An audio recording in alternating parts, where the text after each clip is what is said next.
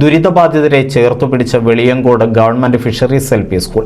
സ്കൂളിലെ കുട്ടികൾ സമാഹരിച്ച തുക മുഖ്യമന്ത്രിയുടെ ദുരിതാശ്വാസ നിധിയിലേക്ക് കൈമാറി. ഞാൻ വാർത്ത കണ്ടപ്പോൾ അതില് വയനാട്ടിലെ ദുരന്തമായിരുന്നു, അതിന് ഉരുൾപൊട്ടലും ഉണ്ടായിരുന്നു. അപ്പൊ എനിക്ക് നല്ല സങ്കടമായി.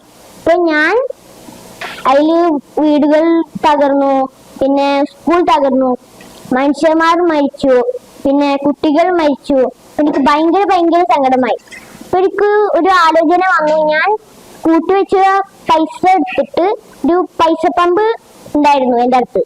അപ്പൊ ഞാൻ അതെടുത്തിട്ട് എന്റെ സ്കൂളിൽ കൊടുത്തിട്ട് സ്കൂൾ ടീച്ചർമാരൊക്കെ വയനാട്ടിലേക്ക് കൊടുക്കുന്നു. കേരളം കണ്ട മഹാദുരന്തത്തിന് ഇരയായവർക്ക് സഹായം എത്തിക്കുന്നതിനു വേണ്ടി മത്സ്യത്തൊഴിലാളികളുടെ മക്കൾ മാത്രം പഠിക്കുന്ന വെളിയങ്കോട് ഗവൺമെന്റ് ഫിഷറീസ് LP സ്കൂളിലെ വിദ്യാർത്ഥികൾ അവരുടെ കുഞ്ഞു സമ്പാദ്യത്തിൽ നിന്ന് സ്വരൂപിച്ച 10,507 രൂപ മുഖ്യമന്ത്രിയുടെ ദുരിതാശ്വാസ നിധിയിലേക്ക് കൈമാറി. കേരളം കണ്ട ഏറ്റവും വലിയൊരു പ്രകൃതി ദുരന്തമാണ് ഇപ്പോൾ വയനാട്ടിലുണ്ടായത്. അതിന്റെ ആഘാതത്തിൽ നിന്ന് മോചിതരാകാൻ നമുക്ക് ഇപ്പോഴും സാധിച്ചിട്ടില്ല.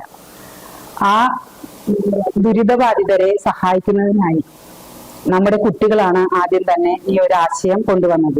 അവരെ കൊണ്ട് കഴിയുന്ന സഹായം ചെയ്യുക എന്നുള്ള ഇത് 1-2 കുട്ടികളാണ് പറഞ്ഞത്. അതുകൊണ്ടാണ് ഞങ്ങൾ ഈ വയനാടിനൊപ്പം എന്ന ഈ ഒരു ധനസമാഹരണ പദ്ധതി രൂപീകരിച്ചത്.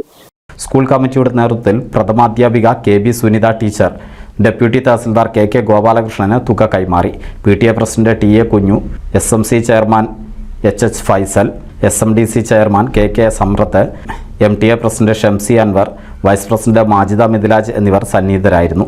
NCV news Ponnani.